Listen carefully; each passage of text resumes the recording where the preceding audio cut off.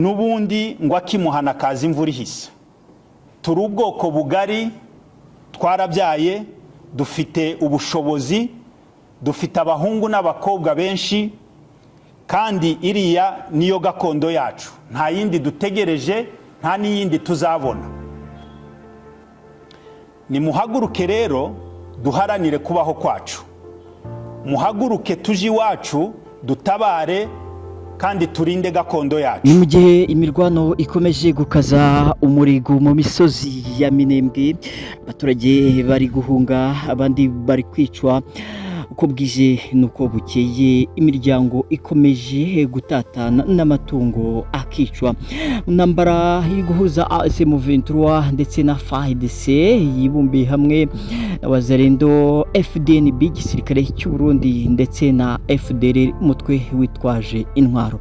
Naho impande zihanganye zo zikomeje kwitana ba mwana no gushinjanya ibyaha by'intambara byibasira inyoko muntu n'ibitero byibasira abasivili. Umwe mu bayobozi batwirwaneho akaba n'umuhuza bikorwa wa AFC M23 Freddy Kaniki yahisemo kudategeka ibikorwa biri kubera mu burasirazuba bwa Kongo, cyane cyane hariya muri Minembwe.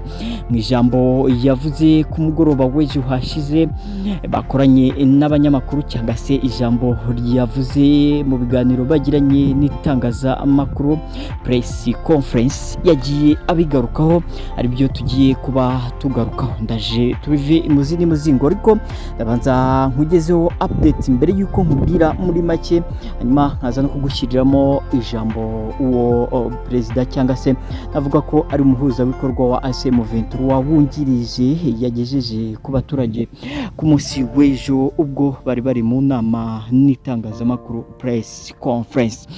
Yes, ku munsi w'ejo rero nibwo twabonye amakuru ari kuvuga yuko indege zongeye kurasa muri Minembwe, abasivile bagera kuri 80 bakaba bavuye mu byabo, abandi bakaba bakomeje gupfa, ndetse n'amatungo y'abanyamurenge batuye mwako gace bakagumya kwicwa. Ku rundi ruhande kandi murabizi ko President Kisekedi Chirombo yavuze ijambo avuga ko ashaka kwigarura uduce twose LE20 ifashe cyangwa se iri kugenzura. Ubu ibyo byose byashyizwe cyangwa se byatangiye gushyirwa mu bikorwa, ariko bahereye muri Minembwe, dore ko ubu noneho intambara yahinduye isura muri Minembwe. Naho ubu tuvugana LE20 imaze gusohora itangazo ivuga ko yamaze tayari kuva mu biganiro bitewe n'ijambo President Kisekedi yatangarije muri Leta Zunze Ubumwe za Amerika.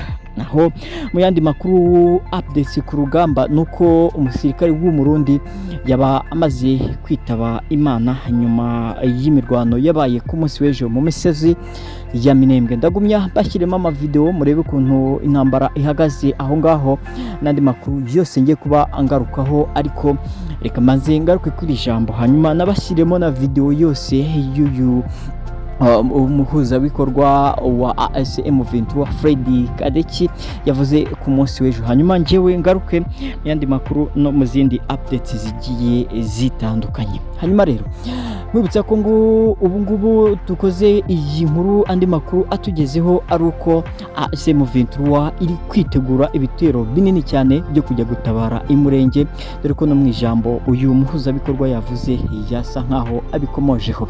Hanyuma rero reka mite nkubwira muri make mu ncamake uko uyu yavuze ko ibiri kubera muri territoire ya Minembwe atari ikibazo cy'umutekano muke gusa, ahubwo ari ikibazo gikomeye ku buzima, ku burenganzira bwa muntu, ndetse ni ikibazo gikwiye kurebwaho ndetse no kwitabwaho n'amahanga. Ahera ko ahamagarira Leta Zunze Ubumwe za Amerika, United States of America, Leta Yunze Ubumwe ya Afrika ndetse na Leta Yunze Ubumwe ya Afrika, umuryango w'abibumbye, imiryango mpuzamahanga n'imiryango y'ubutabazi ndetse n'imiryango iharanira uburenganzira bwa muntu, kugira ngo barebe iki kibazo cya Minembwe no kucyitaho mu rwego rwo kurengera ubuzima bw'abasivili.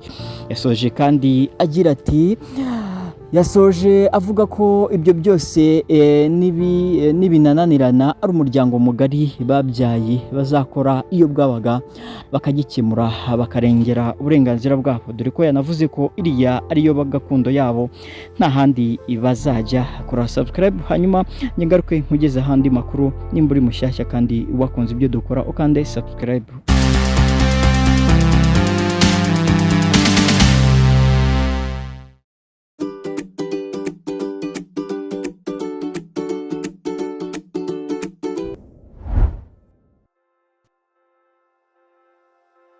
Bavandimwe dusangiye byose, dusangiye gupfa, dusangiye kubaho ndetse dusangiye n'akazoza, nifuje kubagezaho ubu butumwa muri iki gihe tugarijwe n'intambara twashowemwo n'uwagombaga kuturinda, ndavuga leta ya Kongo. Ntibishidikanywa ubwicanyi budukorerwa kuva mu kwezi kwa kane kw'ibihumbi 2017 buri mu mugambi wo kurandura ubwoko bwacu ndetse n'abatutsi muri rusange mu burasirazuba bwa Kongo. Tugendeye ku byo tubona, biragaragara ko leta ya Kongo n'iy'u Burundi ziyemeje kudutsembaho, zitabishobora abarokotse ubwo bwicanyi bakangazwa, bityo bagatakaza gakondo yabo, bakanangazwa bajyanwa mu mahanga, bakabuzwa uburenganzira bwabo bw'ibanze. Uyu mugambi nubwo bawugeze kure kandi bawushoyemo imbaraga nyinshi, ndagira ngo mbizeze ko batazawugeraho. Ibi ariko birasaba ko duhaguruka tukirwanaho nk'uko twahoze twirwanaho, tukishakamwo imbaraga binyuze mu gusigasira ubumwe bwacu. Murabizi mwese ko ahantu hari hasigaye abatutsi bagituye muri gakondo yabo mu burasirazuba bwa Kongo ari iwacu i Murenge, ahandi babaga ariho Masisi na Rucuru cyane cyane, barishwe, abasigaye barangazwa, kimwe n'abavandimwe babo b'abanyamurenge bacitse ku icumu.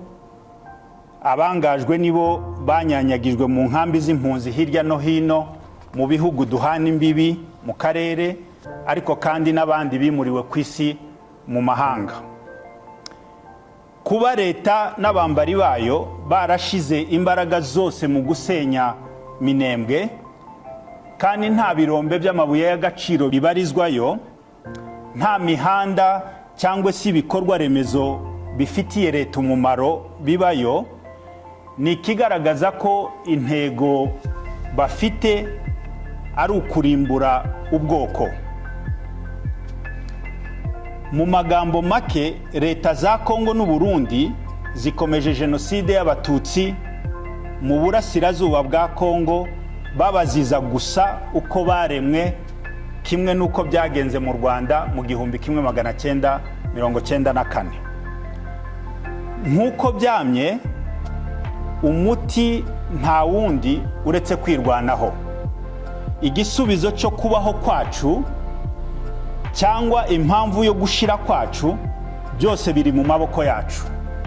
Uyu munsi ndashaka kubabwira ko ntabwo ari mu maboko y'undi uwo ari we wese tuzakirira. N'ubundi ngo akimuhana kaza imvura ihise.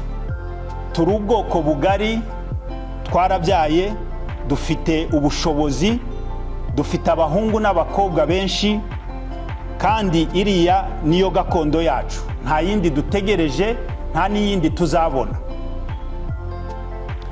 Nimuhaguruke rero duharanire kubaho kwacu, muhaguruke tuje iwacu dutabare kandi turinde gakondo yacu.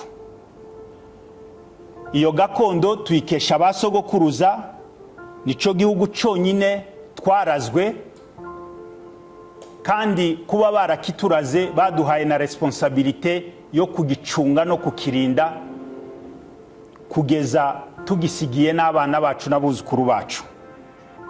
Nubwo umwanzi ari mu marembo ya Minembwe, haracyari imbaraga muri twe zo kumutsinda, kandi kumutsinda bidasubirwaho. Tureke kurebera, tuve mu kubaririza amakuru, tuje iwacu, twihesha agaciro umwanzi ashaka kutwambura.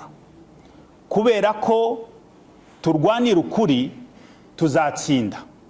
Nta mbaraga zibaho zatsinda umuntu ufite ukuri.